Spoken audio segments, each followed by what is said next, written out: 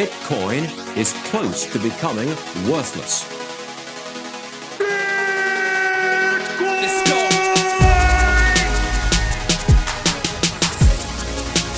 Now, what's the Bitcoin? Bitcoin's like rat poison. Yeah. Oh, The greatest scam in history. let's get it. Bitcoin will go to fucking zero. Yeah.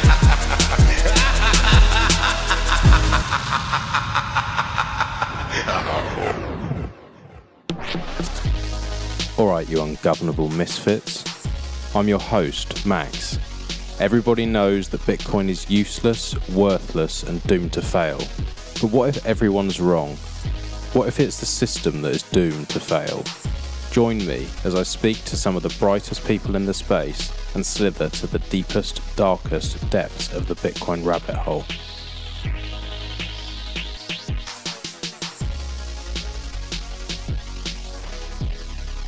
Welcome back to Bit by Bit. Today we have our second episode of the Meshtadel Monthly 002, and I have Chino back with me and also None Your Business. So on the last episode we discussed permaculture and we really wanted to get someone in to go into a little bit more depth.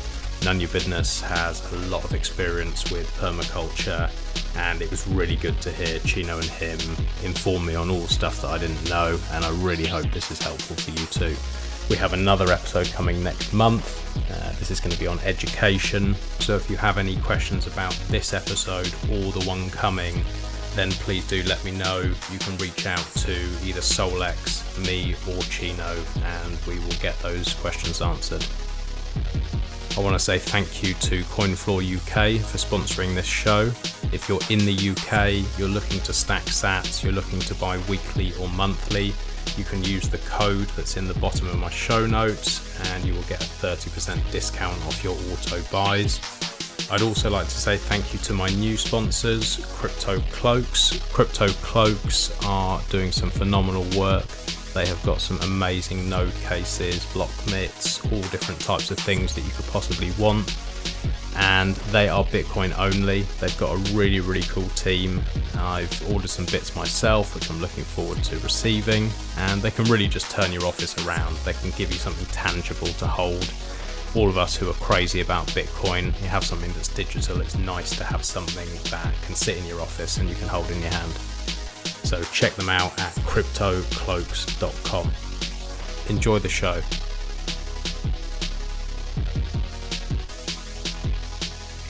Okay, cats are feeding. I hope they will be satisfied. What cats have you got? One male and one female. It's only half of the story. We recently took in 4 little kittens and 2 street cats. One is pregnant and the other is the mother of the 4. We have 8 cats in the house. Oh my god. Oh my god. Well, we really wanted to help because otherwise they might have been forced to put them to sleep, and I would have been very sad. Yeah, no, you can't. That's sad. Can't be doing that. Oh, here we are. I think Nunya's just joining us. He is the Nunya. man. Hello, mate. Welcome to the show. Thanks for joining us. Sorry I didn't send that link for 15 minutes. I was nattering away about cats to Chino. No, it's okay, man. I was just, when, we're doing this and we're all over the world, it's like, especially for someone like me, who's like, I'm older and I didn't have I grew up in a situation where I didn't really have to worry about time zones across the world. And, now it's like, I'm trying to constantly convert to UTC and I'm like, what the hell's happening to me, man? Yeah, it's a crazy time. It's pretty amazing though, being able to do it, isn't it? Like the fact that we can all just join from different countries and just have these sort of conversations is wild. Yeah, I think what helps is if we all switch to Moscow time, guys. That should be the new standard. Probably should. Yeah, absolutely. Well, look, I really have been looking forward to this. I've just been chatting to Chino a couple of minutes offline, thinking about a way to structure this. But to be honest, I don't know that we can, particularly because there's so many threads to pull on here. It seems like the perfect two people to have on this show. You both have so many things that cross over: permaculture, Bitcoin, gaming. I've been listening, Nanya, to some of your episodes with the Bitcoin and ... and absolutely loving that. Just listen to the recent episode 428, which is damn impressive that you've managed to knock those many out. Yeah, I have to say, like, it seems perfect to have you on this, because I'm listening through and I'm like, you're touching on so many points that me and Solex and Chino were speaking about before. So yeah, hopefully you can come on and school us on all of this, and really looking forward to it. So before we jump in, I think anyone on Bitcoin Twitter will know you and know what you're about. But for those who don't, would you mind doing a little bit of an introduction on yourself, your pod, and what it is you're aiming to do in this Bitcoin space? Yeah, my name's David Bennett. I go by Nunya Business on Twitter. I have the Bitcoin and podcast, and that was designed at first, and it'll I guess it'll come back. It'll come back again as I get to know more and more people. But the gist of it was supposed to be there's Bitcoin and then there's other things, and we need to talk about those other things in relation to how Bitcoin does. Now, for the last 400 or so episodes, I decided that what I thought was missing in the space was somebody that did a daily news show that wakes up in the morning, compiles together what news stories are coming down the pipe from several different curators, like Bitcoin Magazine and BTC Times, and I've got a couple of other ones on my list, like CoinGate, Cointelegraph, Blockworks, that kind of stuff. In either event, because nobody was, there's Guy Swan who's like reading these essays and whatnot, but there was nobody that was really doing the daily news. And I'm like, okay, let's do that. And then, but like I said, in the future, as things move forward, I want to get back to the, continue to do the news, but also to be able to present different things that are going on that are in, that will either cross over, have some kind of edge effect with, or firmly planted in the world of Bitcoin, insofar as, things like permaculture may not come out as a situation where it looks too much like Bitcoin, but it does. And pulling apart, why that is sort of like where this show was originally supposed to go. So that's pretty much the spiel on that one. Are you still with us, Max?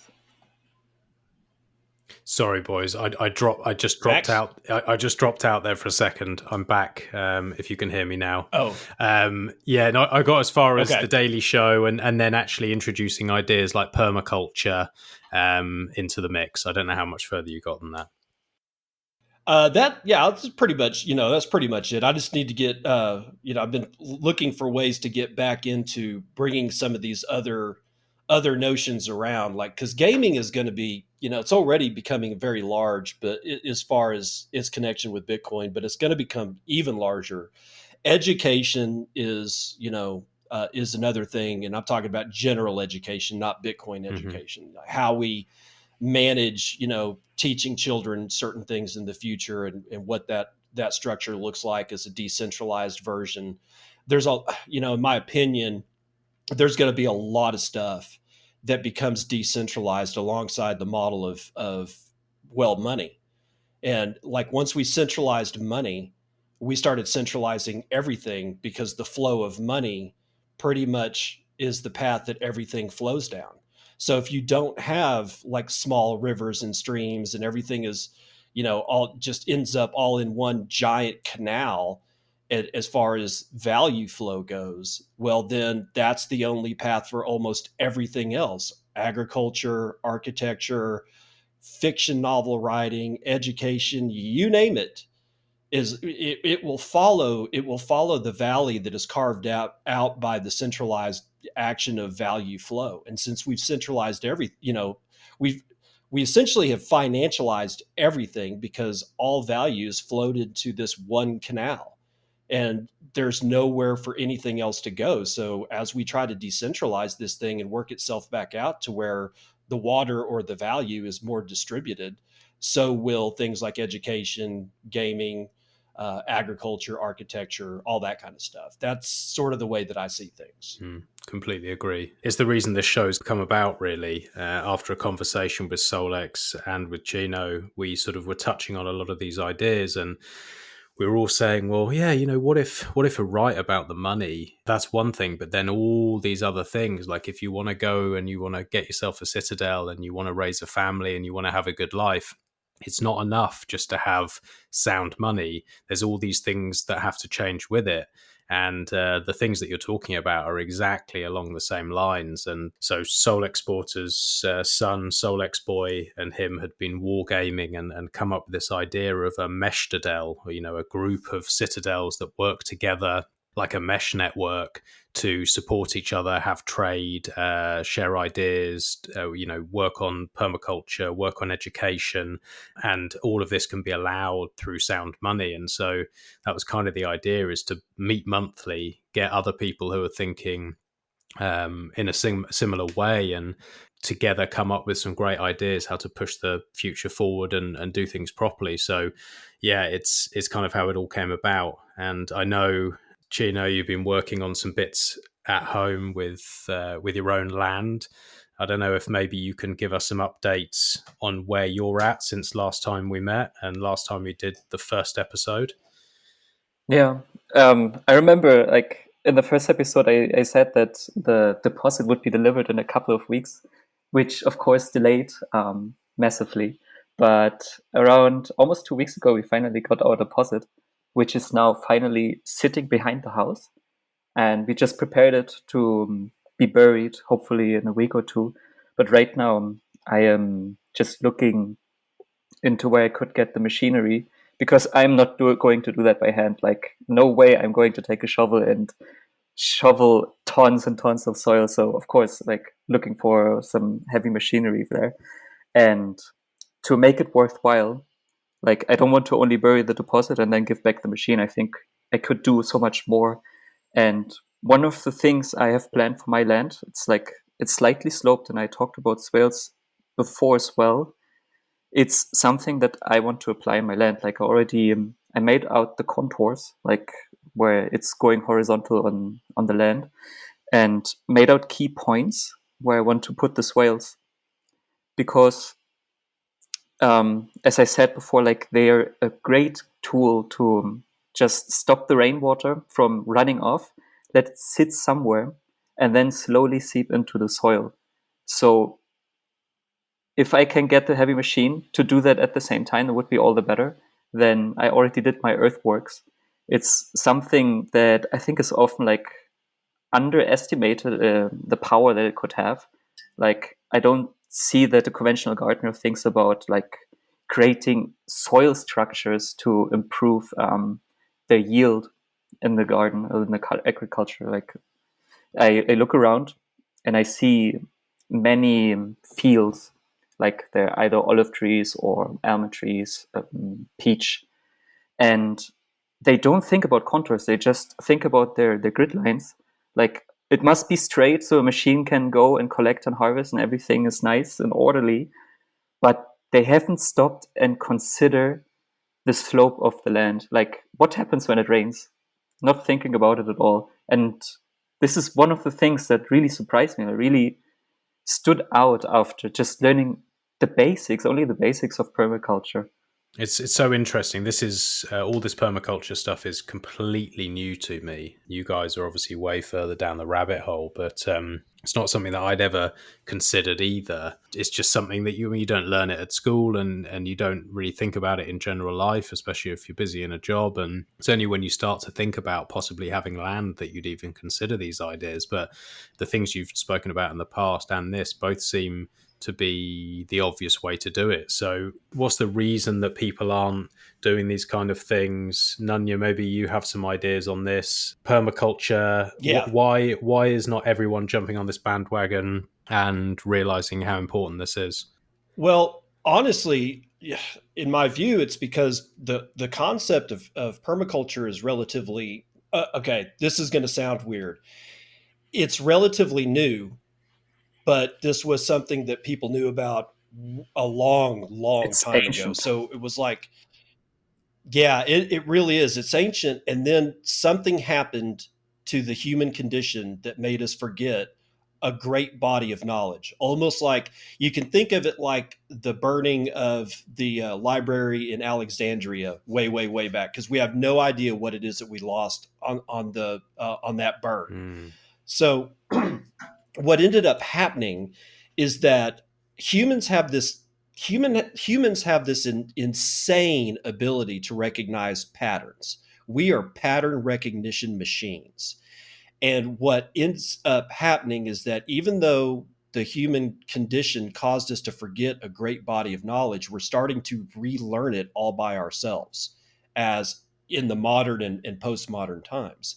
So this is new insofar that there was two guys that in the 1970s in Australia and Tasmania started working on it. And it was a guy named Bill Mollison. I think he's the guy from Tasmania.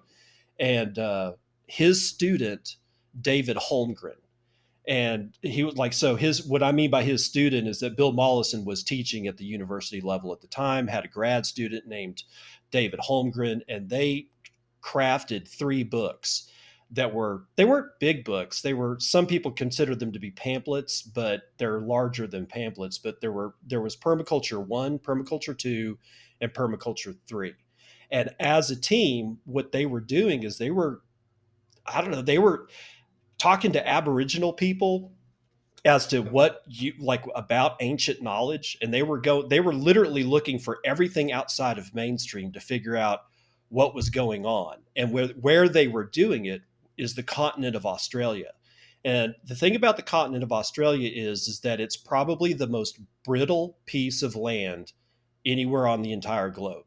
It's probably even more brittle than the Sahara Desert.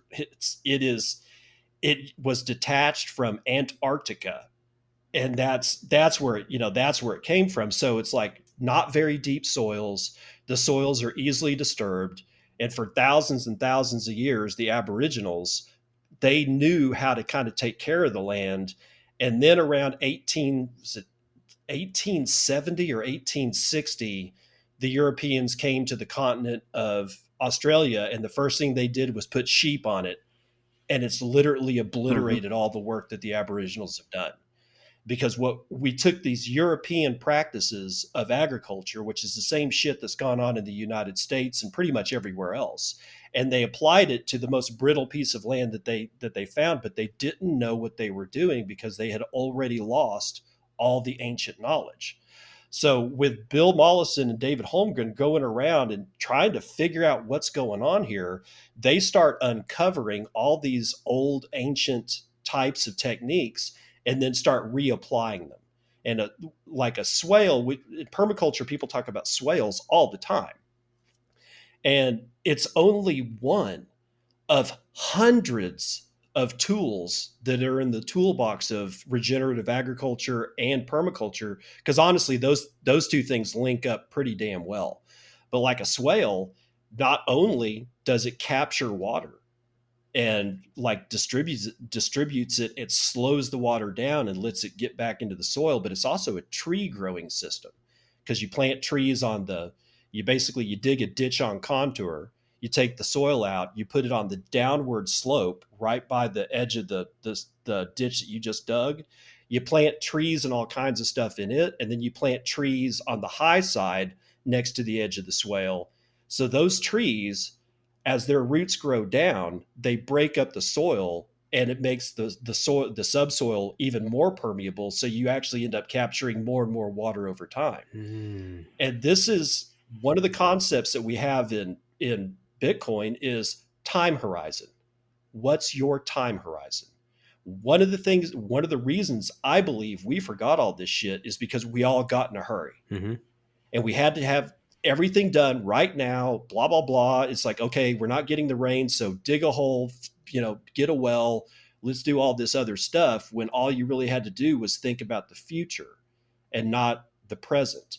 And once you change that attitude, everything, like a whole bunch of stuff, gets easier as long as you can have patience. If you can't have patience, this is these are not the droids you're looking for. Does that make any sense? It makes does. absolutely like especially the time horizon thing is like the best example is planting trees, which takes a lot of time.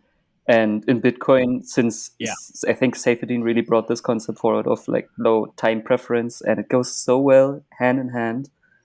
Probably stack sets and plant trees should be the mantra for us. Yeah. Yeah, you were in the process of doing this last time we spoke, Chino. You were saying about planting some trees at the top of a hill to create shade for the plants that you'd be growing up the top of the hill. Is that right? Well, not on top of the hill. I don't have a hill on my land, but the shade part, yes, is definitely true. Like right now, I haven't counted them, but I think it's around 250 leguminous trees.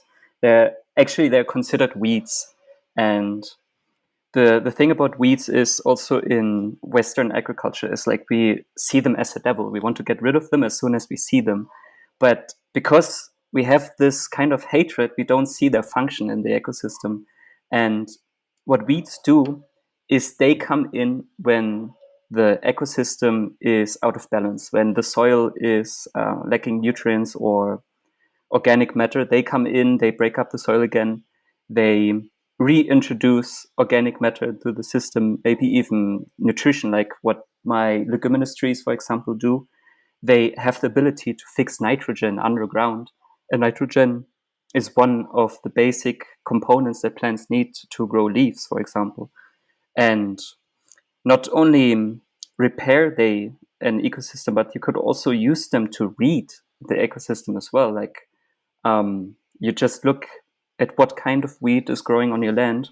Say, for example, there's a thistle, can I say it? Thistle that has thick roots, like thick tap roots, that could indicate that your soil is too hard, because tap roots, they tend to break up the soil and they make pathways again for the water to seep in.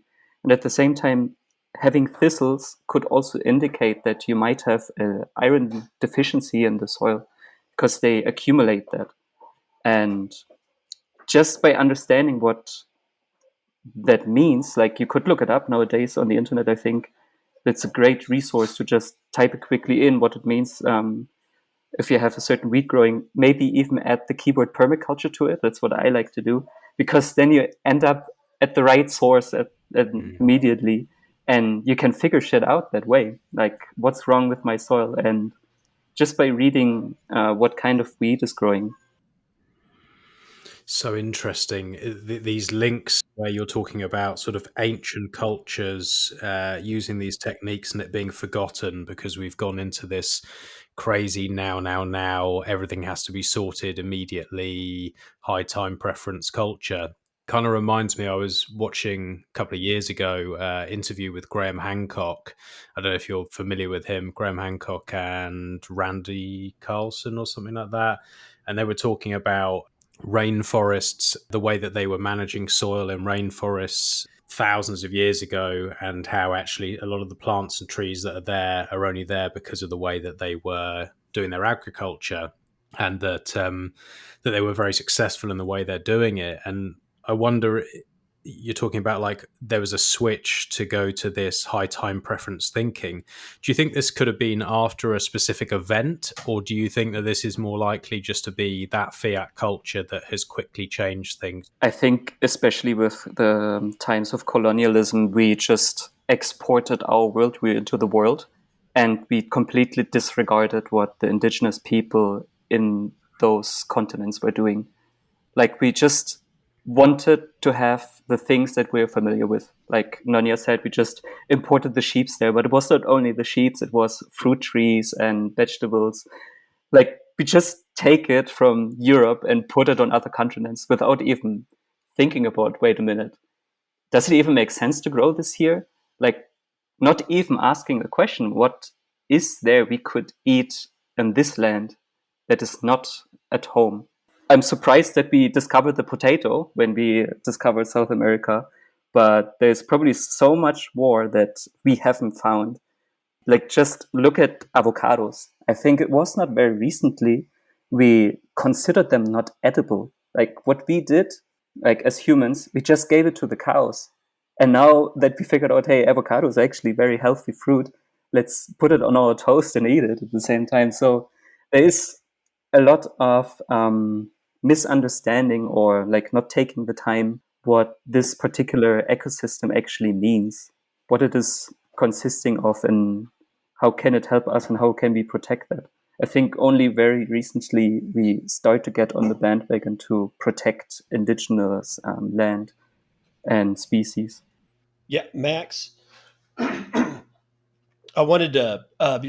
There's a lot of stuff about that South American soil management stuff that we could get into, but before we exit this, if I could, I kind of want to tell a story about something that's a direct example of weeds and what they mean, and kind of dealing with them, if that'd be okay. Absolutely. The way I want to kind of structure this is I'm the idiot in the room. You two know about permaculture, and I'm here basically to learn along with the audience. So you guys take it where you want to take it, and I'm just happy to be listening and learning. Okay, so we moved to the house that I'm living in now, which is in the Panhandle of Texas, which is a fairly brittle environment. It's part of the Great Plains of the United States, and it's become brittle over time because we took all the animals off of it. So not a whole lot of water falls from the sky, that kind of thing. So I move in and I go to the backyard, and it's a fairly large backyard. And there was this one patch, probably about 100, like let's just say about 100 square feet. And during that first summer, I noticed that I had a whole bunch of, it's not really, I hate to call them weeds, but most people will consider amaranth a weed, even though it's the seed head that it produces is highly nutritious. But most people will consider it a weed, and it's scraggly looking and all that kind of stuff. And I was sitting there looking at this clump of weeds growing up, and it was amaranth and something called pigweed and a few other items. And I decided, you know what? Those weeds are telling me a story. And it took me a long time. It took me a long time to reorient the way that I was looking at things and flip it on its head and say, okay, why are the weeds there? Because they're not growing in clumps anywhere else. Something is clearly going on with the soil over here that is not going on in the soil in the rest of my yard. So I made the decision right then and there. I'm going to let them grow during the entire summer. I'm not going to cut them down. I'm not going to jack with it. I'm just going to let them go and see what happens. And what happened was I had amaranth plants that were over, 7 feet tall. These things were huge and they were thick. And I knew that it was going to suck when it came time to actually mow them down. But I had made the decision that this is what I was going to do. And that's what I did. And then in the fall, when they started dying back and we had our first real freeze, I won't tell you how I mowed them down. I had to do it with a regular old lawnmower. It sucked because, like, you're talking about stalks that are as big around as a man's wrist. So it was brutal for that 100 square feet. It took like 2 hours to get it mowed down. And I didn't bag it. I didn't have a bag on the mower. It was basically called a chop and drop, where everything ended up going right on top of the soil and it was just chopped up, hold on. I can hear you. Yeah, can you hear me? Yeah, we got you. Okay, I'm sorry. I had a message on Zencastr that said that we had lost the connection, so I just closed it down. Anyway, okay, so the next year in that same spot, not a single amaranth came up. Mm-hmm. And this year, not a single amaranth came up. I didn't do anything. I just let them grow. I chopped them down and put all the choppings down exactly where they were. I used no herbicides. I used nothing. And those amaranth, what they were telling me was there's something wrong here. And if you will back up and sit on your hands and not do a thing, I will fix it for you. You won't have to do anything but wait. If you can pay me in patience as the currency, mm-hmm. then you will not have to go get chemistry to do the job that I am naturally prone to do. I haven't, it fixed it. The weed fixes the problem that causes the weed to grow there in the first place. That's a pattern. If you can recognize that pattern, and the only way that you can recognize that pattern is to slow the hell down, sit on your hands, and let your yard or your farm or your orchard tell you the stories that it is naturally prone to tell you.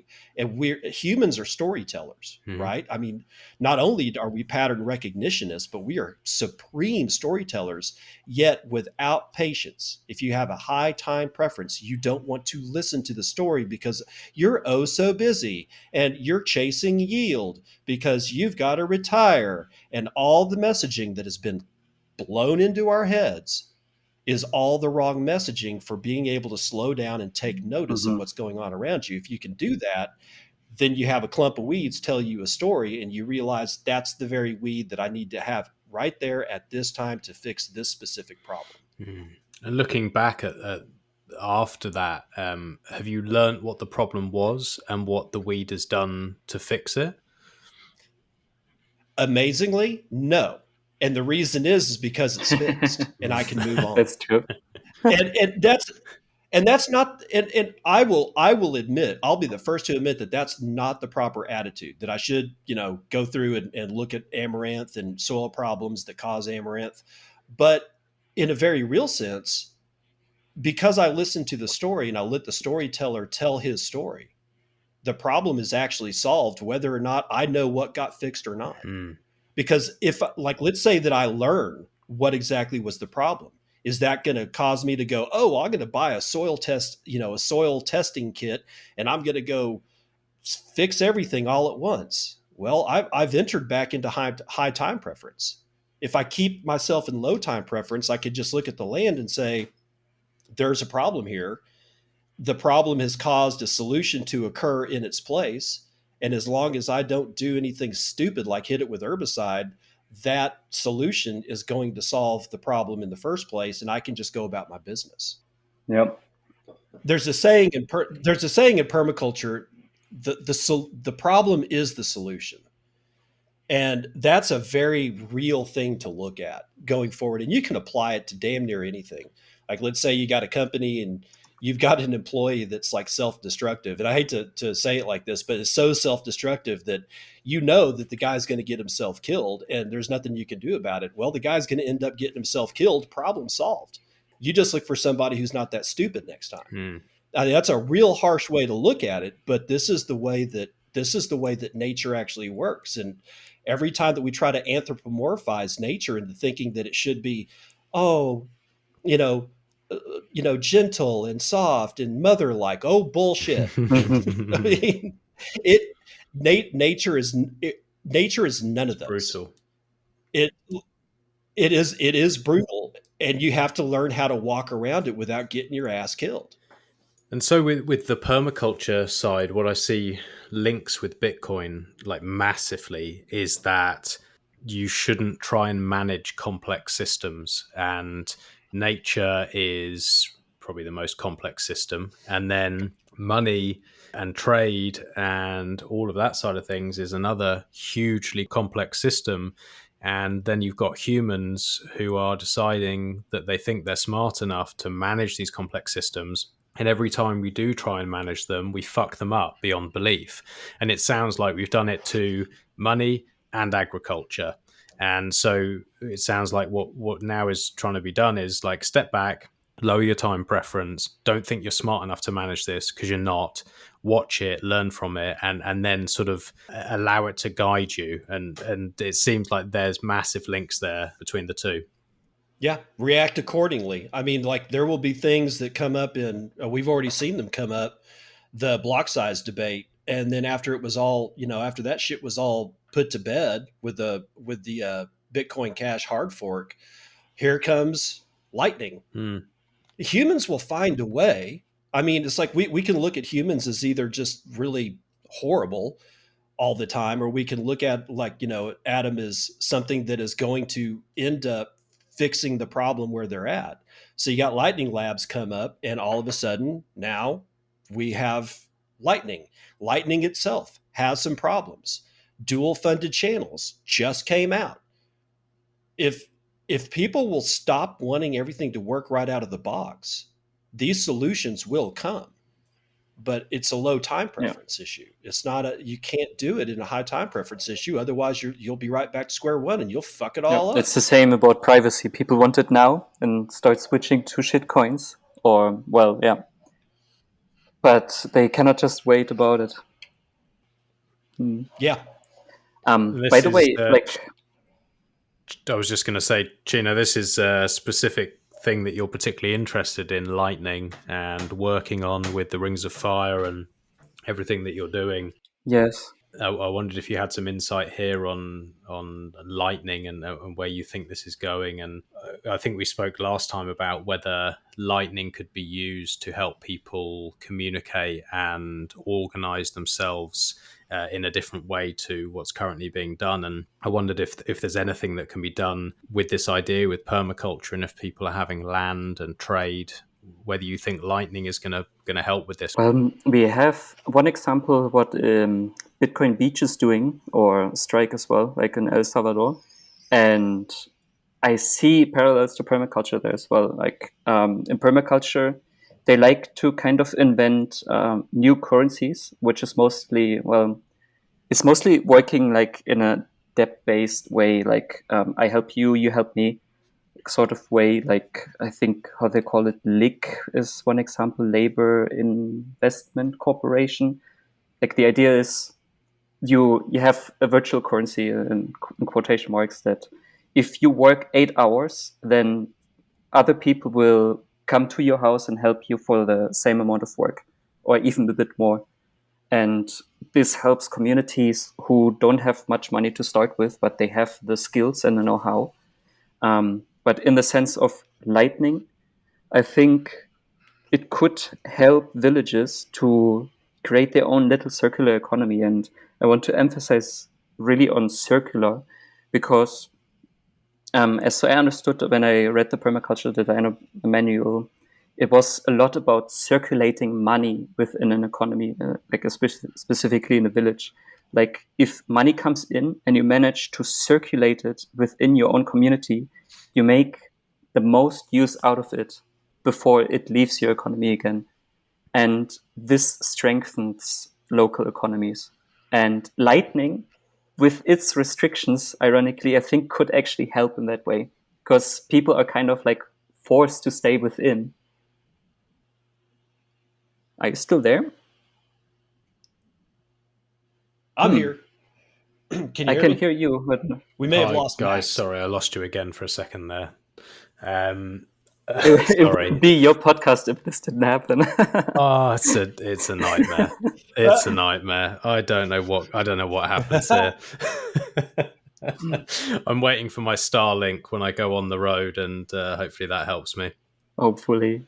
But no, I think I got most of that, and I agree. I think lightning is going to be an incredible tool for all this kind of stuff. And it seems to me that more and more people are waking up to this. More and more Bitcoiners I speak to a lot of Bitcoiners because of the show, and generally, like after the show, we'll sit and we have a little conversation. And most people's dreams seem to be around family, land, being self-sustainable, being able to raise a strong family, happiness, health, having good quality food, and all this kind of stuff really leads into what we're talking about. And I almost see it as like once you have some sort of financial stability and you've created a network of trust and people that you can trade with, then the next thing comes really is like health and the agricultural side and the happiness side. So I kind of see us as like halfway there. And my question to Nanya was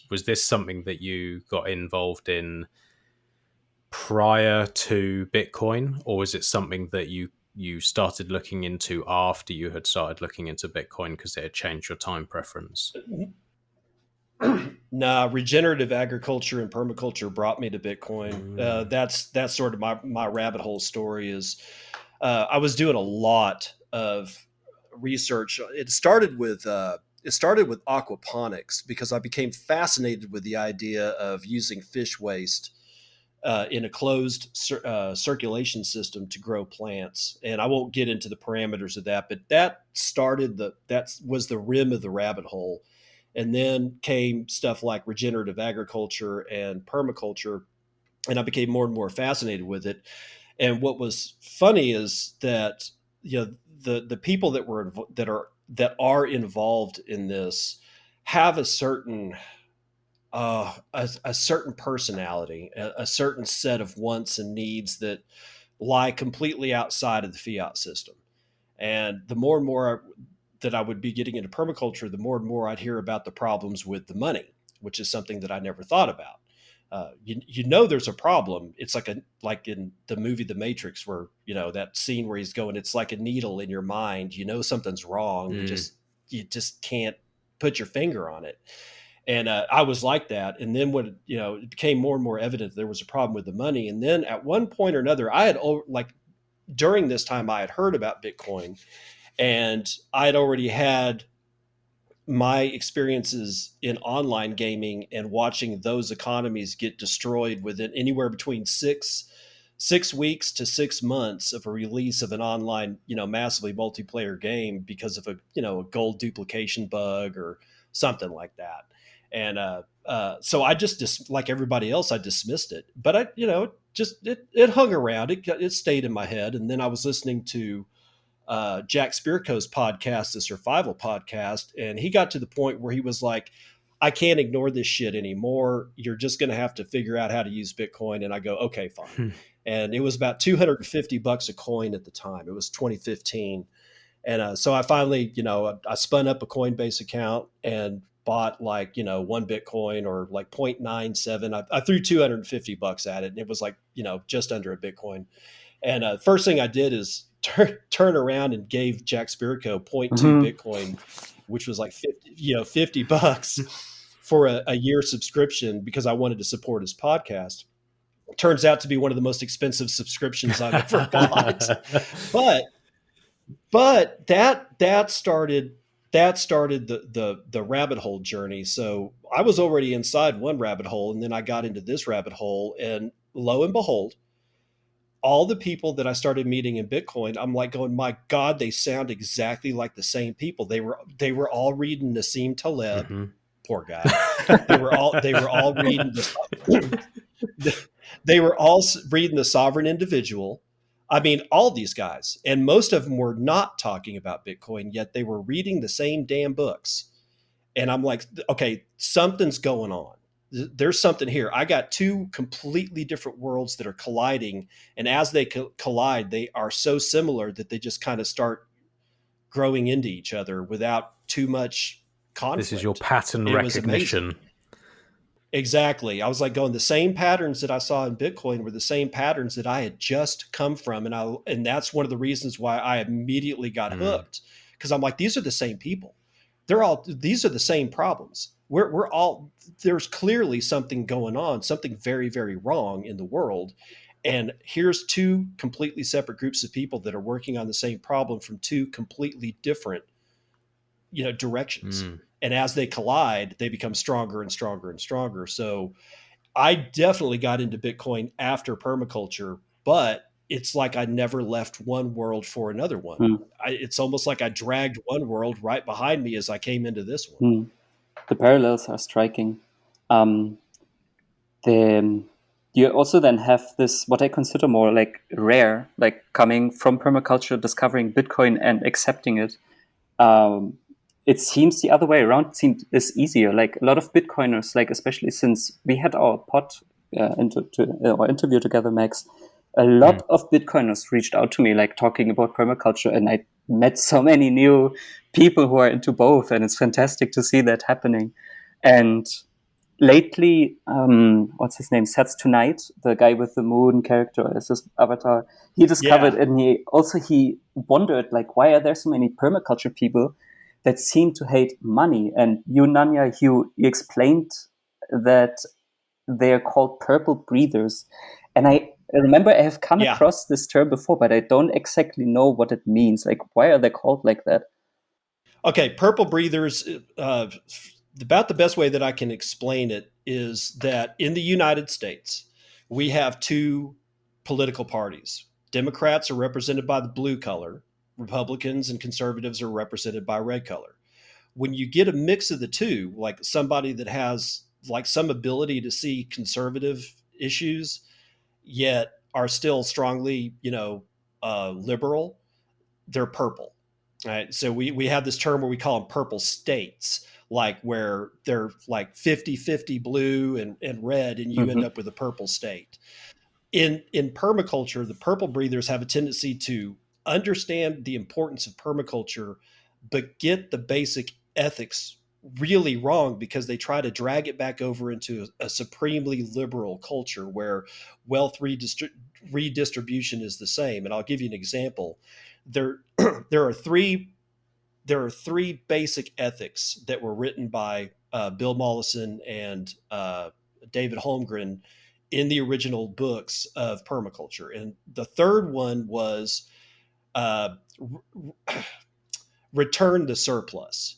What they were talking about is that you need to make sure that all the agricultural, like, and food waste and whatever goes back into the soil so that the soil can process those waste and collect up what would have been like either burned or thrown away or taken to a landfill. It was like everything stays on the farm or your ranch or whatever.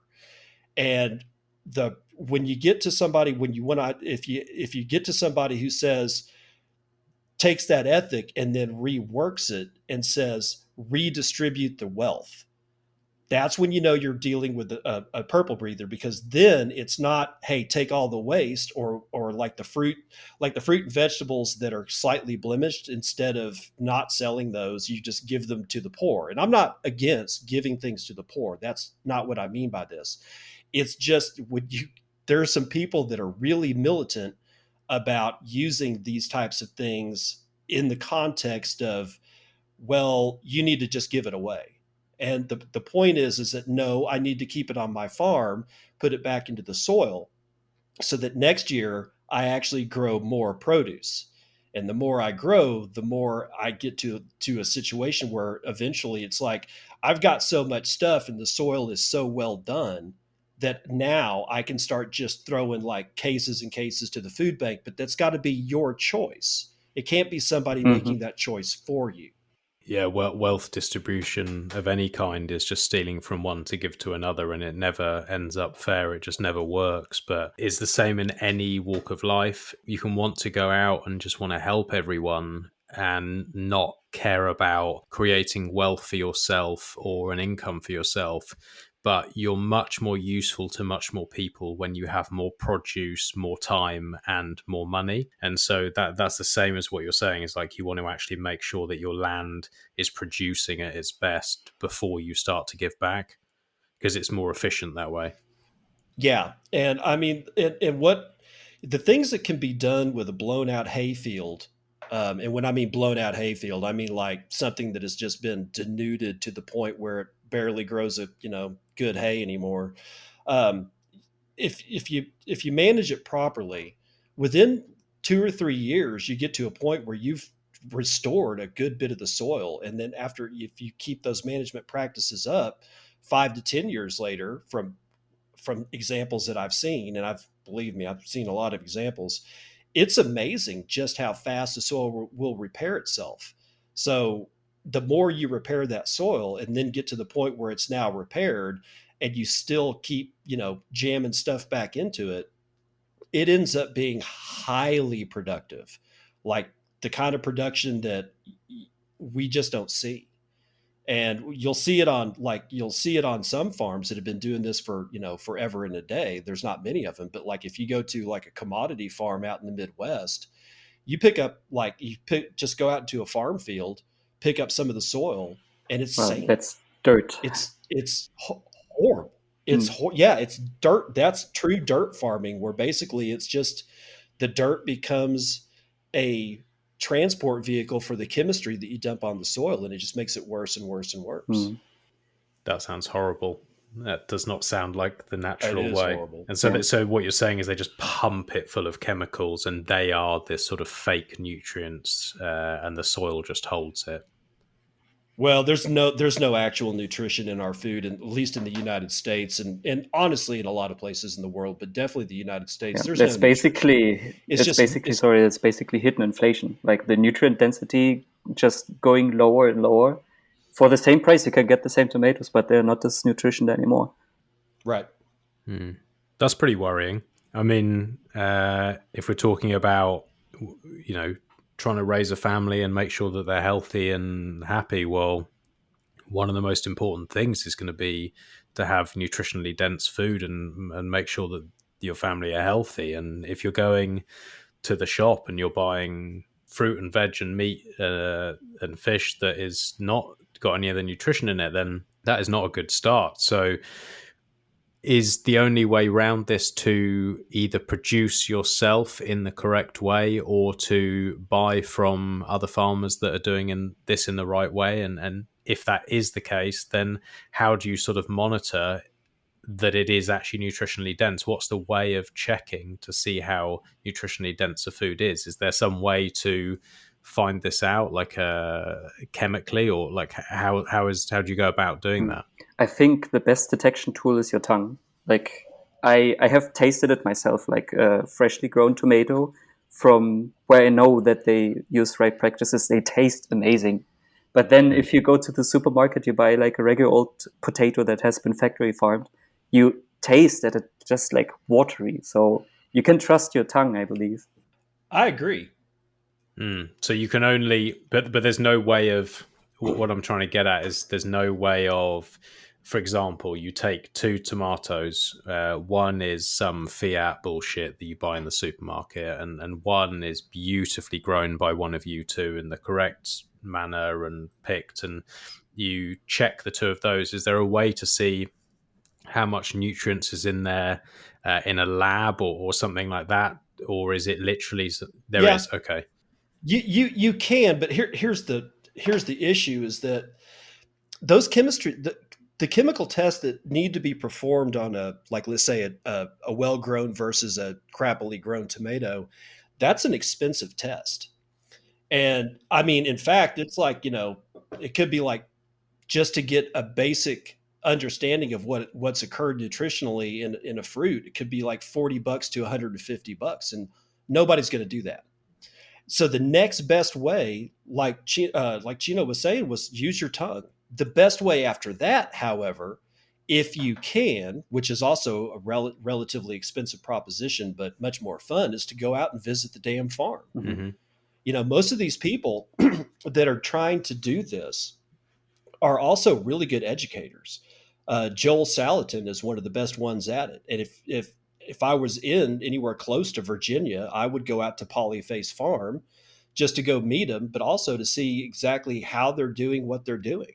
And he's like, you can come out to my farm at any time and you can look around and I will show you stuff and I'll teach you, what I can teach you. And that's a good way, because then you can put your hands into that soil and look at it and smell it. And see, the thing about it is that I believe wholeheartedly that even though the human condition has forgotten most of this ancient, instructions or this ancient knowledge, I still believe that your brain can identify certain things. And as long as you actually seek the truth, want to go find out, that it will start stimulating ancient knowledge to come back to the fore. We don't know enough about the human brain or neurology to be able to say one way or another that what I just said is poppycock or not. I have this tendency to believe that this nature is inherent in the human condition, and that when you pick up really shitty soil and smell it, it smells bad. And you go into a forest and you pick up a handful of that, and it has this airy smell, and that airy smell is from actinomycetes, and like a type of fungus that is necessary for trees and plants to grow because it forms symbiotic relationships with the root structures of all those plants. It makes this smell. You can smell good soil. Believe me, I know I've repaired so much soil around this house that I can now dig into places that were almost sheetrock in hardness, like concrete, I put chickens on them for a season, and now I can like dig my hand into soil after 1 year without a tool, without anything. I can just grab soil and I'd smell it, and I can smell like certain places smell sour, certain places smell, the way that I need it to smell. And I can tell the difference, and because I'm learning, and this information is now starting to come back to me. The same thing I believe is it can be done by taste, like Gino was saying. It's just use your tongue. It's okay. You'll figure it out. It's just not you're just not going to have all the knowledge immediately. Again, this is a low time preference versus high time preference issue. Chino, what was your soil like when I know you put a lot of thought into positioning of the property, where the sun's coming up, making sure that there was sunlight where you're trying to grow and that it wasn't shaded, and it was a lot of time and effort went into finding the right plot. But did you find a plot that had soil that was to the grade you wanted, or are you now sort of working on this because you're not happy with it? Yeah, well, when we got it, there was still barley growing on it. Like a few months later, they did the last harvest, and the soil completely dry. It was dirt, basically dirt. There is this distinction between dirt and soil. Soil is rich of organic matter, and dirt is not. And this is what we currently have. Like, we are trying to rebuild the soil. So luckily, just right next the year after, when Corona started to happen, we got locked down. Before that, there was barely growing anything. Maybe that's just a few patches of more barley that was forgotten for some seeds in the soil. But then 3 months later in May, when we came back, it was a jungle. Like everywhere, weeds and weeds and weeds. You couldn't walk through. It was amazing to see. I was surprised actually to see it full of weeds. And I was happy because if there wasn't weed, then something must have been really utterly wrong with the soil. Like talking about persistent herbicides that just prohibit any growth.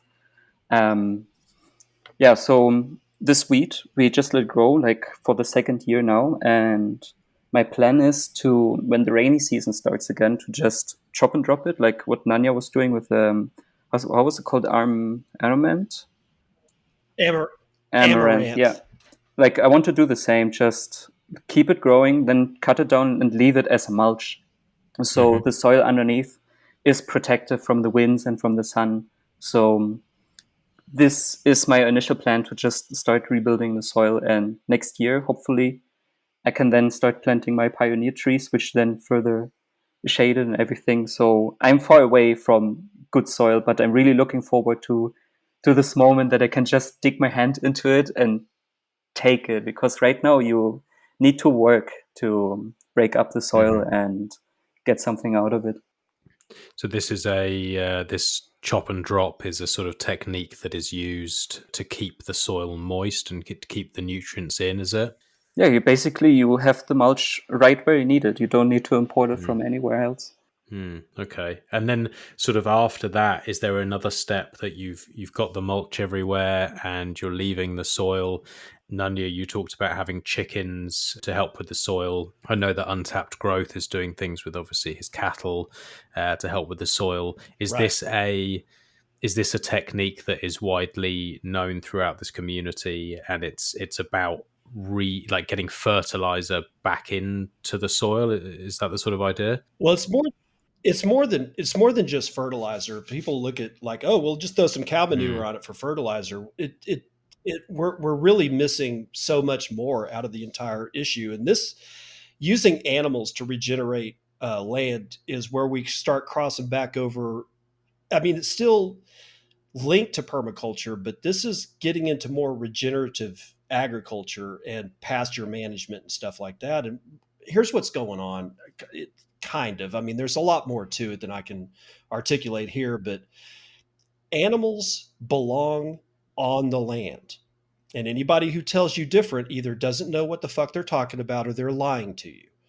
Now, I hate to be that harsh about it, but that's the way it is, because you got all these idiots out there saying that we got to not eat meat and all this, can't have cows anywhere. Not, I don't like feedlots either, but they're talking about just getting them all off the land. And I'm like, you will kill the land, because like microbes are absolutely essential being in your gut, and you've had them ever since the first day of your birth. Like, you can look at animals the same way. Without them, the world does not function in the way it's supposed to function. So people like Untapped Growth are using what's called planned grazing, or planned rotational grazing, and they'll keep, like in Untapped's case, he'll keep cows bunched up together with electric fencing, and that simulates predator. Like, because we don't have them anymore. And honestly, I flip flop back and forth between whether or not that's good or bad, because if we can simulate that with electric fencing, that's fine. But you want to keep the animals bunched up so that they do a couple of things. One, they eat everything and not just the stuff that they like, because at this point they're kind of not able to roam around, and they have to literally get the nutrition from all the stuff, because if they eat only the stuff that they want, the stuff that they don't want are the only things that go to seed. And then next thing you know, the next season around, they have less of the stuff that they want to eat and more of the stuff that they don't like. All right, so they've got to be bunched up together so that they compete with each other for nutrition. And then they trample and they disturb the soil. And when they're trampling on their urine, and they're trampling on their fecal matter, and they trample that into the ground and kind of mix it. And obviously the manure does have a lot of nitrogen in it, but here's the thing that it has more of. It has soil bacteria that has been incubated in the gut of the cow, and it's made a shit ton more soil bacteria. So how did it get there? Soil bacteria is on the grass that they eat. It goes into their rumen and into all their stomachs, and it happens to be a great place for this stuff to actually reproduce. It doesn't kill it. They don't digest them. It literally gives them an incubator to just have sex and create more bacteria and all kinds of stuff. And then they poop that back out on the other side, and they trample it into the soil. So now you're left with even more soil biology. That ends up being critical to the plant's growth insofar as their contact with their roots, contact with all of the little critters that just got dumped out of the backside of the cow. And then after 3 days, he moves them off, and that lets that into another paddock for another 3 days. And that lets where they were recover. And they technically, depending on how good or bad the soil is there, the cows won't come back to that paddock for another year. So it'll have a whole year of regeneration, and roots will grow deeper that year. Grass will grow taller that year. Moisture content will be increased that year, and then rinse and repeat. And you'll see just how much soil building can be done. We have at the end of my garden, we have a big field where a farmer puts a load of cattle there once a year. And I've noticed that wherever there's like these big patches of growth where like the grass and anything else that is growing there is growing so much better than anywhere else, is always in a circular pattern, and it's where there was a cow pat. Yep. That just, I mean, knowing nothing about permaculture or agriculture, really, just that is first-hand experience for me of saying there's obviously something going on there, and it's obviously helping with growth. Yeah. On the surface, most people will look at it and say, oh, well, it's just the nitrogen that came out of the cow manure and the urine. And that's true. That's not to be dismissed. But in my opinion, the more important part is the microbiology that's been added to the soil because it got incubated in the cow and then pooped out. So now there's even more. And the like, you know, Chino was saying, the soil is different than dirt. Dirt is just like mineralized or mineral sand, you know, just little chunks of minerals, iron pyrite, clay, stuff that's inorganic. Soil is when you take that mineral soil and you add life to it. And it's not just the carbon component, it's the actual living, breathing critters that cause a whole soil ecosystem to evolve. And that's what all the soils were before we started plowing them up. And I mean, like topsoil in the United States pre-Columbian or, pre-Columbus landing was something like, I don't know, I think topsoil, there's people that said that it was 4 foot deep. Some people are saying 8 foot deep of just topsoil. Now, the largest export of the United States is topsoil because of erosion. It goes into the rivers and it gets dumped out into the sea. It's like and that's not an exaggeration. By ton, whatever the United States exports, whether it's wheat or corn or whatever, you can look at the tonnage and then compare to that to the tonnage of soil loss in the United States, and it's like 10x. That's every year. That's also an insane amount of carbon dioxide that is being released. Yeah, and that ends up being a whole other thing that I guess we can get into. Chino, do you want to kind of like go through what plants do when they're in the soil regarding carbon dioxide intake from the air and exudates? Well, I think we all know where you're going with this. But let's start this way. There was this experiment. I don't know who conducted it or when, but you just take a plant in a pot and you put it on a scale and you just take care of the pot, of the plant, keep watering it, keep it alive. And as it grows, the pot and the plant, they start to become heavier. And we all should know, if we paid attention in school, what is actually going on. They're taking in carbon dioxide and they turn it into starch. And when a plant dies, the roots, they decompose also under the soil, and animals, they eat it. Animals die also under the soil. It basically leads to building topsoil, which is organic matter in the ground, and organic matter is carbon-based. If you start destroying the topsoil, also all this carbon needs to go somewhere, and a lot of it goes into the atmosphere. And this is currently the hot topic, pun intended, which is warming up our planet. And they're not looking at this. Like, it's hard to put into numbers, but the number is astronomical. I said it like in our first pod with you, Max. How was it? 2,000 million tons per year.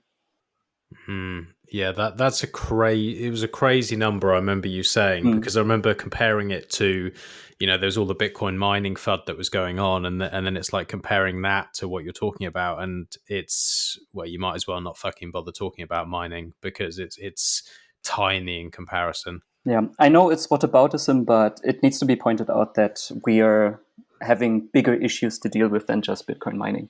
Absolutely. And I liked, just going slightly off the topic, Nunya, I was listening to your pod the other day and you were talking about going through the Tesla charging points and then mapping out with a 250-mile radius from there to find out actually how green the energy sources are. And you were using some type of special software to do that. Have you got any further along with that? Have you uncovered anything yet? Yeah, here's going to be the issue with those maps as they start coming out, is that it needs to be recognized that unless I know exactly what the mix is of like electricity fuel or electricity generation fuel types, like whether it's hydro or oil or gas or whatever, that particular charging station is getting, which means that I would have to know exactly what that portion of the grid's inputs are. And that's like a PhD level dissertation, which I'm not going to do. So what I have to do is I have to make some assumptions, is that given the proximity of these things, what's more likely to be used? Is it hydro or whatever? So there's going to be a very good argument that could be made against these maps saying, I don't know what the hell I'm talking about. And I will be the first one to admit that there's going to be some serious issues here. However, it actually does need to be done. And what I've just discovered so far is that, there's not a real way that Elon can tell me that the majority of the electricity used at the charging stations are renewable. It's just not possible. I mean, at some, depending on like if there's more, like for instance, there's more renewables in California. Okay, in California, the mix may be more slighted towards renewables that he's using, but out in the Midwest, Man, that's a lot of coal and natural gas being burned out in the Midwest, dude. Not a whole lot of hydropower. So in those stations, unless they're going to build transmission lines from California to Nebraska, no. He's going to be using the predominant coal. But this is a larger body of work that I need to work on, for the next, probably few weeks to even get close to it, because there's 10 different or 7 different kinds of fuels. I've got the data sets and I've got access to a geographic information system to map those by latitude and longitude of all these different things.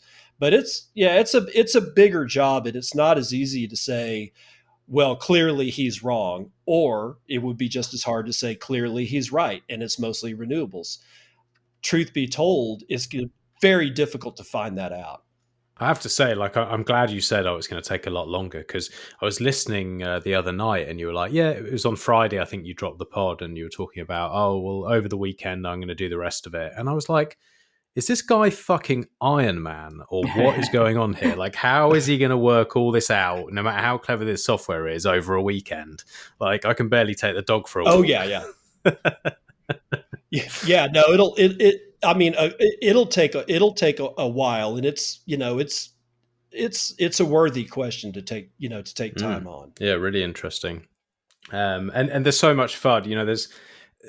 This is what I find so funny, is like there's so much FUD against Bitcoiners and mining and energy and every other thing they can throw at us. And how many other people from other sectors are having these type of conversations and actually trying to look at, what have humans done in the past, and how can we get back to a state where something is sustainable? Because clearly nothing that is going on right now across the world is sustainable. Like, it's absolutely fucking mental what is going on.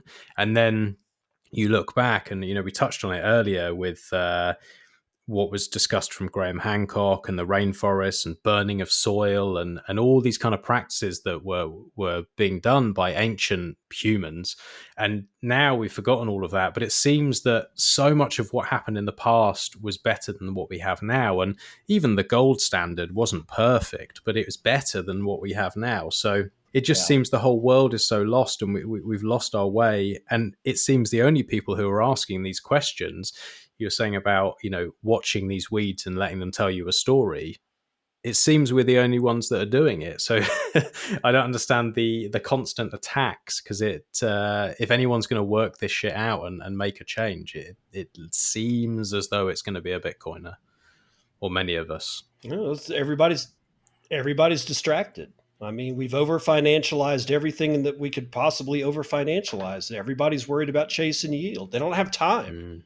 They don't have time, because it's like everybody's so terrified that they're not going to be able to retire, and I don't even know what the hell that means. But like, it's almost as if we've been forced into this narrative that is, you're born, you have hopefully a happy childhood, then you go to school for God knows how long so that you can get a job, so that you can start chasing yield, so that you can spend the last remaining years of your life doing nothing. That narrative just sounds like a really piss poor story to me. Me too. It just sounds like we're waiting. It sounds like we're waiting to die from the time that we're born, that we're not living to die.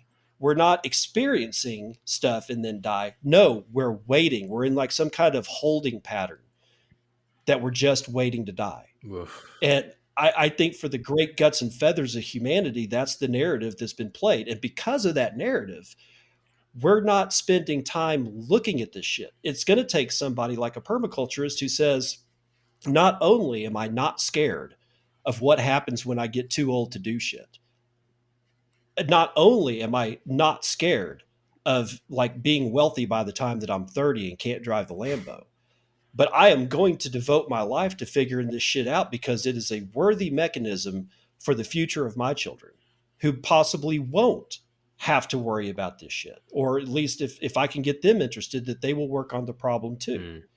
Because this problem, we're never going to solve the problem. And you use the term sustainability.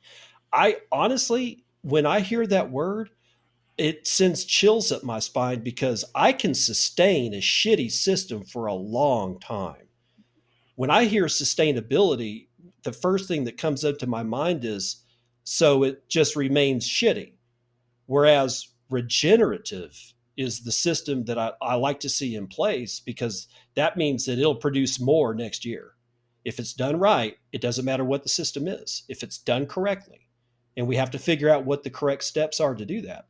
If we can, any system that undergoes regeneration rather than sustaining ends up producing more the next year.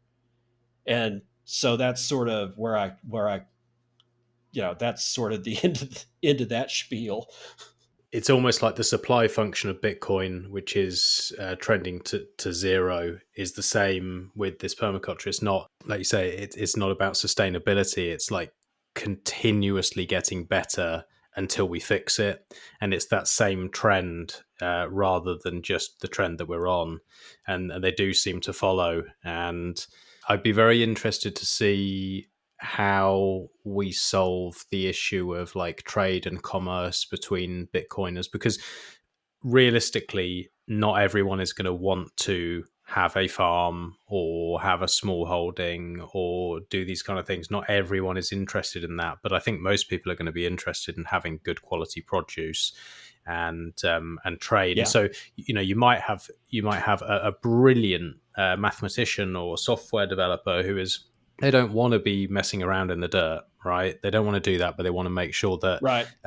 They can feed their family what's best, and they might be working on Core or some other Bitcoin software. And then you have other people who are going to say, well, actually, no, I love this. Like, I want to be out in nature. I want to be fixing the soil. I want to be working with the cattle. I want to be doing all these kind of things. And so my kind of thinking is to build communities where people can trade between one another, and hopefully Sats is going to be the standard. Sats is going to be the unit of account, and it's about finding a way that we can distribute this produce, not using the fiat system, but between Bitcoiners. And I have no idea how we do that at this point, but it seems like it's going to be very, very important in the coming years.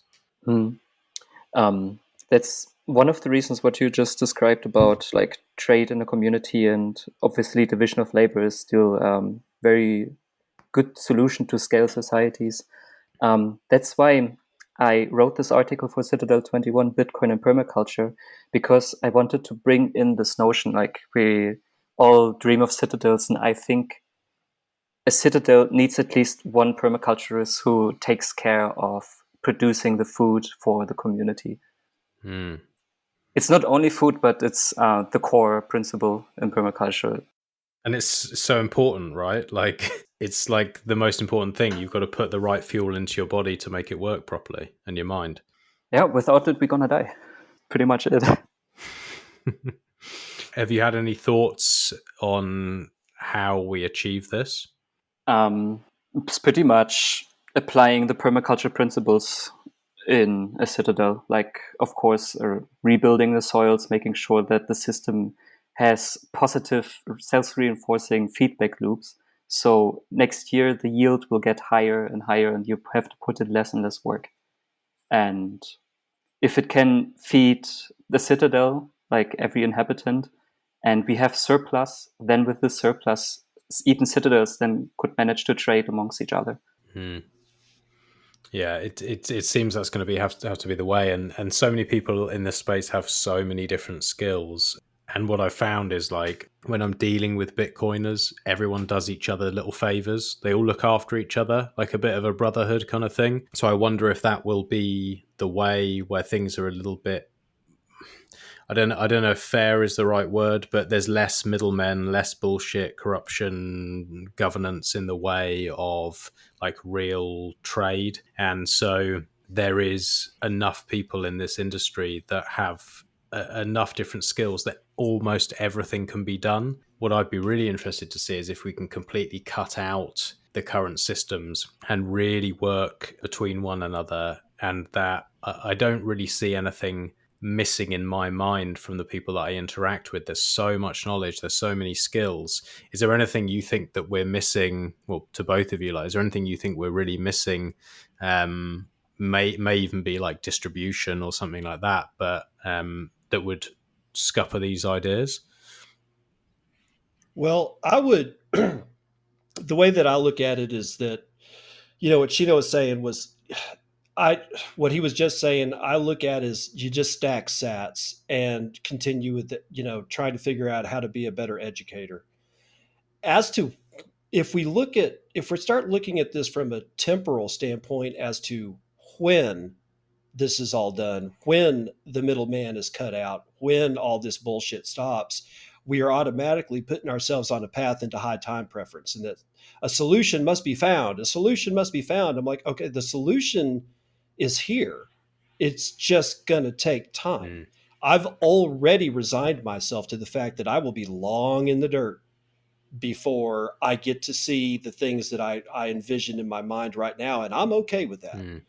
I mean, it's a hard thing to do, to plant a tree under which shade you will never get relief from, but it has to be done. This is the seven generation thinking. This is how we used to act as human beings, where we weren't so enamored with what's happening right now as to what can we do for our kids, and what will our kids do for their kids, and what can we instill and install in those guys that will carry this thing forward. Because I look at it from the story of the weed standpoint. All I had to do was wait. The fact that it fixed the soil well within 1 year, obviously well within my lifetime, was a bonus. I am not in requirement of a bonus on something as large as this problem, because we're having to rewind 250 years and more of complete and utter bullshit. I mean, it's like, yes, the fiat system had a lot to do with that bullshit, but honestly, the agricultural revolution was something we don't look at enough as to the amount of destruction that thing has wrought. For instance, everybody's familiar with WTF happened in 1971.com, right? Okay, what the thing that they have yet to put in there is the fact that also in 1971 in the United States, the Secretary of Agriculture, Secretary Butts, was the Secretary of Agriculture, or the Agriculture Secretary for Richard Nixon. In the same year that Richard Nixon took us off the gold standard was the exact same year that Secretary Butts told all the farmers in the United States to go big or go home. And that was the introduction in the United States of almost 100% commodity farming: barley, wheat, corn, soybean, canola, you name it. Monocrop after monocrop after monocrop. And you could kiss the 40-acre family farm goodbye, because there was not going to be any subsidies for you. And all the big guys got the subsidies. And that, I really wish the guys at 1971 would put that into their, what happened to agriculture after 1971, because that was a pivot point, just like taking us off the gold standard. And it's done just as much, if not more, destruction to American agriculture than the gold standard thing. I don't know, man. I'm just like, it's such a big problem, and it's so long, and we've forgotten so much, that I'm actually just going to resign myself to be happy if I can get my kids to understand what soil is, how it works, at least in a cursory way, what it does and why it's important. And if I can get them to hold those values, then everywhere they go, they'll make soil better. And they'll be like little soil building machines. It's so interesting. I'd never knew. Like you said, it's not in WTF happened in 1971. Maybe we need to reach out and have a word with those guys. But it sounds like basically it just centralized agriculture and completely destroyed any small to medium-sized farm. And it seems that's kind of what's happened, not just in agriculture, but in everything. And this centralization, you talked about it right in the beginning, with like one river is flowing one way and all value must go that way. And that's not really like natural. That's something that needs to change. And me and Gino were talking about this before you jumped on the call. With people who have children or plan to have children seem to have a different view of the world. And like you mentioned, oh, well, I'm happy to be in the ground as long as my children can benefit from it, or my children's children can benefit from it. I wonder whether this is another thing that fiat culture is forcing down people's throats, this idea of either because of environmental issues, people are saying, oh, well, I don't want to have kids. I see so many people like my age group who are like, I don't want to have kids because it's going to destroy the planet. I'm like, shut the fuck up, just have kids. But there's a lot of that, and it's a lot of it in mainstream media about, you know, humans being the problem. And I wonder whether that's something that's got to be won over in people's minds. Is actually, it's not about not having kids, it's about having kids, making them better than you are yourself, instilling your values, and between you and your family, making sure that the future is bright. And it seems that there's a big battle, and there's like a headbutting here between fiat culture and what is right. Oh, there is, but here's the fun thing about, you know, Darwin, if you know, and evolution, is that the people that are screaming not to have kids because, God forbid, humans are always bad, it can never be good, are the people that are not going to have kids. So they have no place to put their treasure trove of shitty ideas into. Guess what happens? Those memes, those ideas die. Because the people who are having kids are the people that do see value in having children, do see value in giving their ideas to their children. Yep.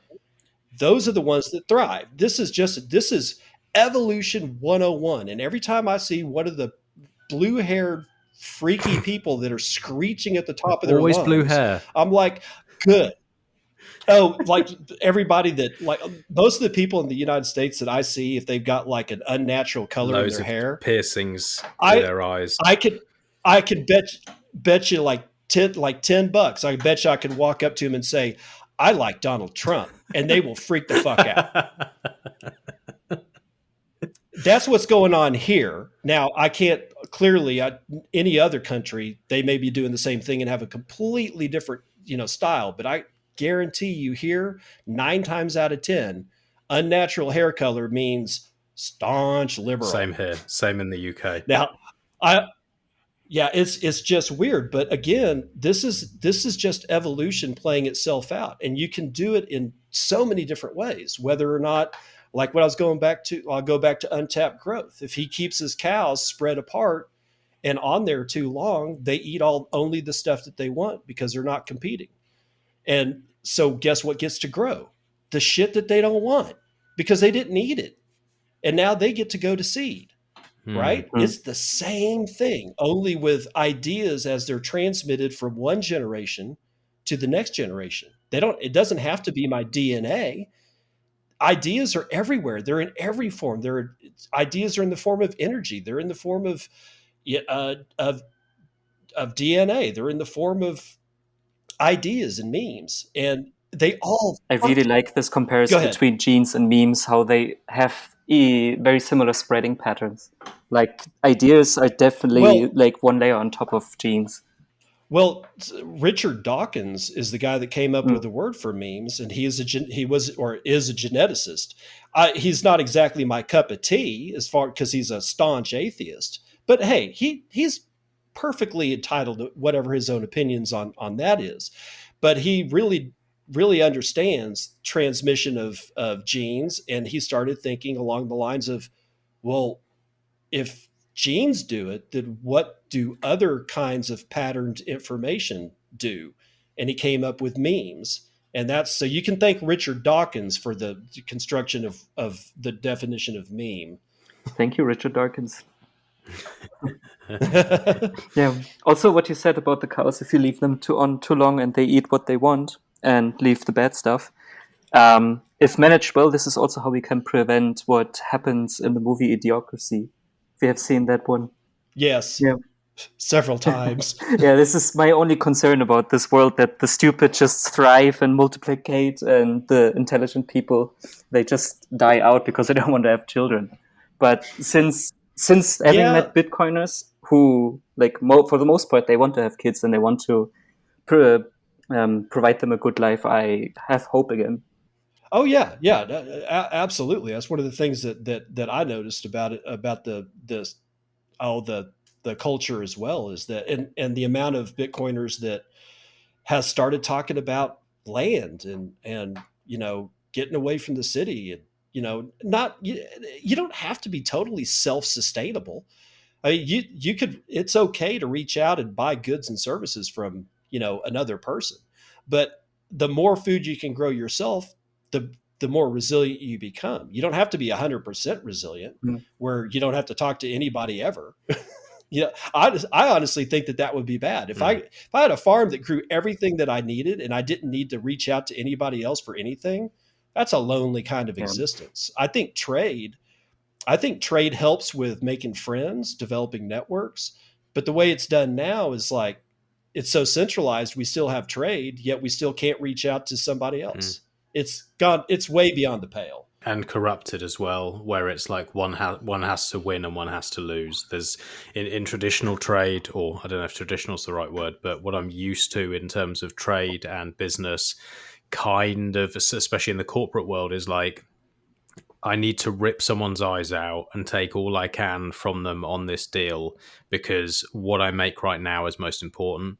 And that differs from the Bitcoin community, which is you have a reputation, you want to treat others right and they treat you right, because if you don't, your reputation goes away very quickly. And so it's more of a low time preference thinking, and people are happy to know that, well, this person probably isn't going to fuck me over, because if they do, they're going to lose their reputation. And over time, I can reach out to Chino and say, can you introduce me to someone who can help me with this? And he will say, okay, yeah, I trust this person implicitly. Here you are. And I can lean on that trust, because that is how these networks grows. And that's quite a refreshing idea. And I think things are much more efficient and enjoyable, because you actually can make friends, because this person isn't just trying to rip my eyes out. They're selling something that they're producing, and I'm trading it with something that I'm producing, and we're both getting a good deal. I'm personally really grateful that I am part in this community that we're building. Yeah. Because it's like, we always talk about, it's the network effects of Bitcoin. I'm like going, yeah, but have you ever thought about the network effects of Bitcoiners? Because that's happening in parallel, and some of us see it, but a lot don't.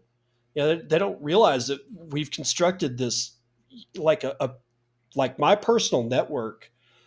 It's ridiculous. I mean, from South America to Central America, I chat with people in Australia and the Netherlands, and I had people from freaking Hong Kong sending me stuff, and I'm like, what the hell just happened? How the hell do I know all these people? And it's because I would say it was because of Bitcoin, but it's because of the network that's naturally, organically developing as the actual node count and miner count of Bitcoin develops their own network. It's sort of like an onion where there's layers of networking that are going on, but we're all enveloping the same core idea of sound money. Yeah, it's an incredible network, and there are so many people with so many skills, and just this kind of idea that's tying people together. It's incredibly powerful. And before getting involved in Bitcoin, I had friends around the world, but I really feel now I could probably reach out to a Bitcoiner in almost any country, and vice versa. If they ever reached out to me and said, I'm in London, do you want to grab a drink, or can I have somewhere to stay? Or pretty much anyone, anywhere you can link, and anyone with any skill you can link. And that's not something I've really experienced outside of this at all. Yeah. Me neither, but I might also just be too young to have experienced other networks. Like, I don't think I can count LinkedIn as a network. That's just some headhunters adding me to the list, but that's not a network. Sorry. That's true. Yeah. Well, guys, look, I think this has been a really good rip. I think that we've covered a lot of topics. There were a couple of things that we sort of started to get into and we haven't completely. And I don't know whether you guys want to run with them. You guys will probably have some in your mind as well. But for me, two were burning of soil and the stuff with Graham Hancock and the rainforest, bringing in different trees and actually being able to use that soil was something that I've had in my head for a while. The other thing, we talked very briefly on mycelium, and I remember again, listening to a talk from Paul Stammons and learning about mycelium for the first time and being absolutely fucking blown away by it. I was like, what the hell? Like these mushrooms are doing all this stuff, and they got these networks underground, and they're linked to the trees and all this stuff, and that like completely blew me away. So they're two things like we touched on, and I wondered if you had any thoughts on, but you guys might also have some ideas of things that you wanted to go into before we sort of wrap things up. Well, Yeah, Chino, you yeah, wanna go? I just wanted to say permaculture is a fucking deep rabbit hole, like maybe even deeper than Yeah. Bitcoin. I don't know. I haven't reached the end of either of those.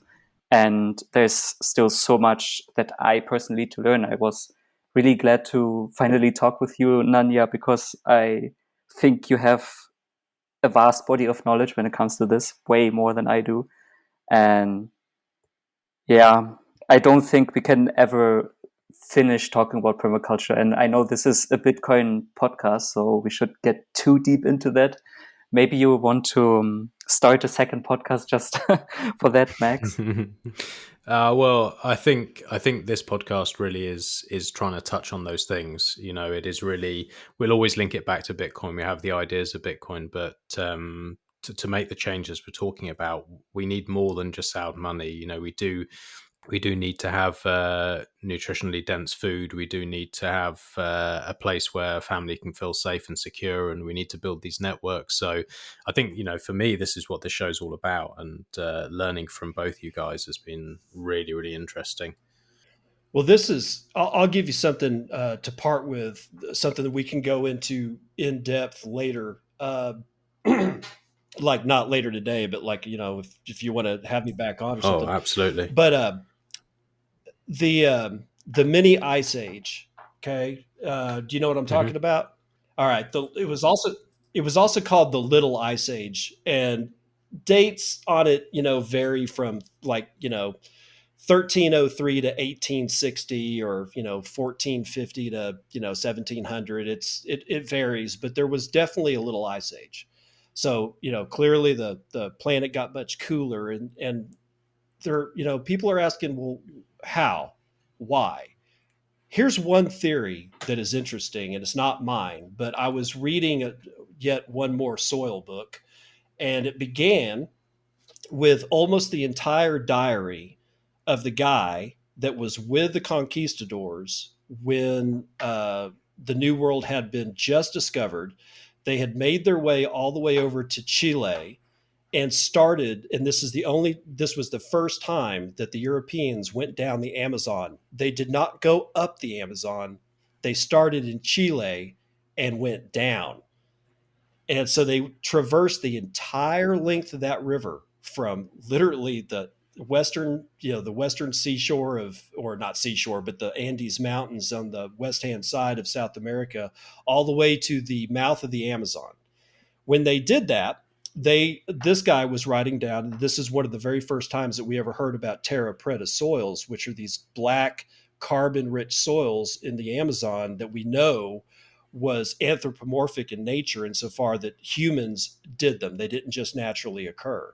So the indigenous people were burying and making charcoal in gigantic holes all around their encampments, because they had discovered that you can grow a lot of food plants on those things.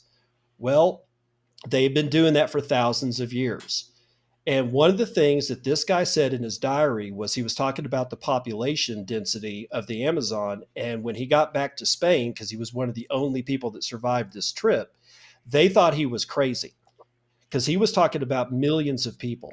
It is like, and they were like, there is no way that the soil of that, because they knew that by the time he got back, other people had gone there and they knew something about jungle soils, and jungle soils are really crappy soil, except in these pockets of the Amazon. So this guy was saying, you know, hundreds of thousands, if not 1 million people along this thing, and they thought he was just ape shit crazy.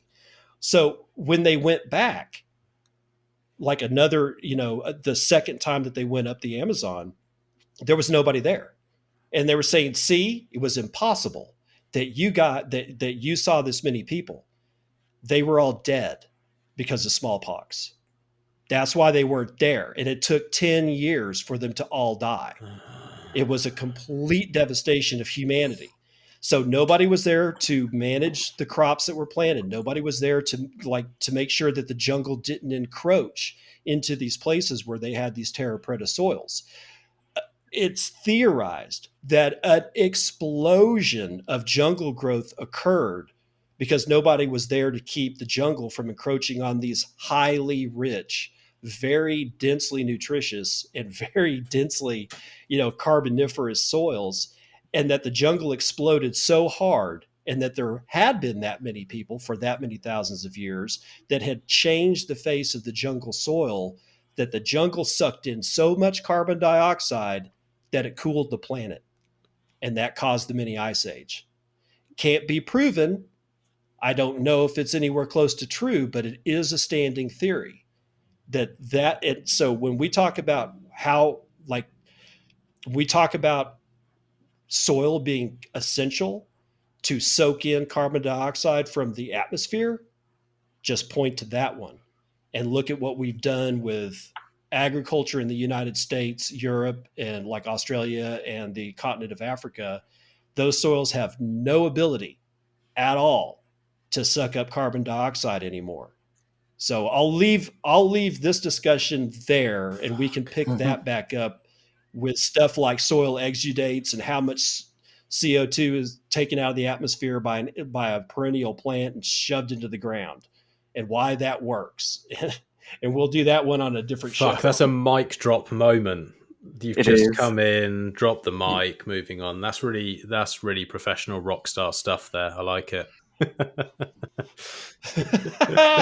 Yeah, we would definitely have to have you back on. I mean, I've really, really enjoyed this. I've really enjoyed, firstly, getting to find your podcast and starting to go through those. I think that is a massive need in the space, having this daily content, and it's really well laid out. So I would say to anyone who's listening to this and hasn't already gone across, go and check it out. And I'm going to put that in the show notes. But it's been just cool to get to know you and learn from you. And Chino, you as well. Every time we interact, I learn something new and look up to what both of you are doing, because you're so much further along in this rabbit hole than I am, and it gives me hope. It makes me think that we have some chance to create a better world. So I want to say thank you to both of you for coming on the show, and I've really, really enjoyed it. It's been great.